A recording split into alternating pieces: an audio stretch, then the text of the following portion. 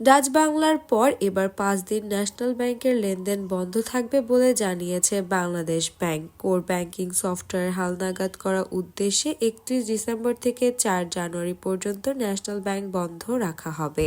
বৃহস্পতিবার বাংলাদেশ ব্যাংক থেকে প্রজ্ঞাপন জারির মাধ্যমে জানানো হয়, ওই 5 দিন ন্যাশনাল ব্যাংক লিমিটেডের সব ধরনের ব্যাংকিং কার্যক্রম বন্ধ থাকবে।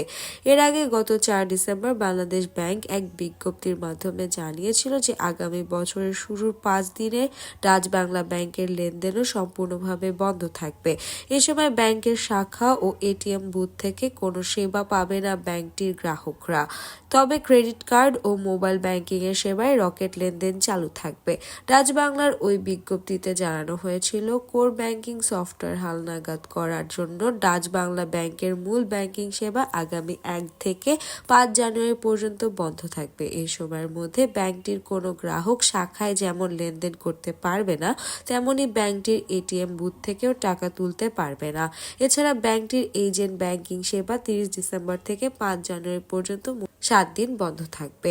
তবে এই বন্ধের মধ্যে সাপ্তাহিক ছুটি ও বছরের প্রথম দিন হিসেবে ব্যাংকের হলিডে রয়েছে।